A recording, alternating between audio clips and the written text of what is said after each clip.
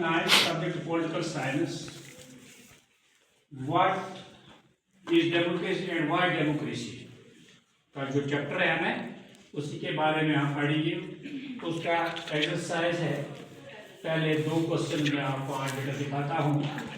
यहाँ लिखा है Here is some information about 4 countries. Based on this information, how would you classify each of these countries? Right, democratic, undemocratic, or not sure against each of these. फिलहाल हम ऐसे देखेंगे बेटा. A country, देखो, country A, people who do not accept the country's official religion do not have right of vote, known as, इसको क्या बोलते हैं बेटा? थियोक्रेसी. क्या बोलते हैं? थियोक्रेसी होगी मजहबी रियासत, यानी जिसमें मजहब का कानून चलता है. Country B, the same party has been winning elections for the last 20 years. एक ही पार्टी जो लगातार 20 साल तक इलेक्शन जीती जाती है, इसको बोलते हैं वन पार्टी डोमिनेंस और डोमिनेंट पार्टी सिस्टम. यानी जो पार्टी लगातार किसी इलेक्शन में जीत जाती है इलेक्शन और हुकूमत करती है या कम से कम 20 साल तक हुकूमत लगातार करती है, उसको बोलते हैं वन पार्टी डोमिनेंस और डोमिनेंट पार्टी सिस्टम.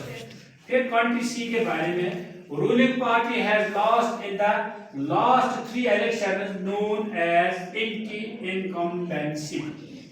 वो रूलिंग पार्टी जो लगातार 3 इलेक्शन हारती गई उसको बोलते हैं इनकम्बेंसी. इसका मतलब है इसके वोटर्स इन लीडरों को खुश नहीं है, ये लीडर लोगों को खुश नहीं आते हैं, तभी वो इलेक्शन हारते हैं, तभी वो इलेक्शन लॉस करते हैं, उसको बोलते हैं incumbency. Country D, there is no independent election commission. जब वहां कोई आजाद इलेक्शन कमीशन नहीं होगा, उस सिचुएशन में क्या हम इसको कहेंगे? Lake of free and fair election. वहां फ्री और इंसाफ पसंद इलेक्शन नहीं होते हैं. फिर है दूसरा क्वेश्चन, इसमें है here is some information about our countries, 4 countries. Based on this information, how would you classify each of these countries? Right, democratic, undemocratic, or not sure against each of these. देखो countries P. The parliament cannot pass a law about the army without the consent of the chief of army, known as military rule or military control over the government. Country Q, the parliament cannot pass a law reducing powers of the judiciary, known as independence of the judiciary.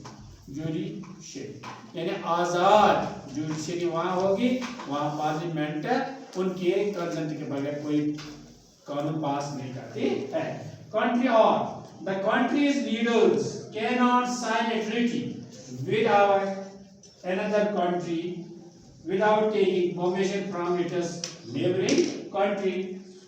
इसको क्या बोलते हैं? External interference. क्या बोलते हैं? External interference. फिर country has all the major economic decisions about the country are taken by the officials of the central bank, which the ministers cannot change.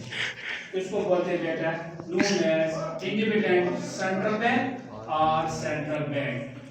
Autonomy. ये 2 सवाल एक्सरसाइज के मैंने बेटा आपको दिखाए हैं.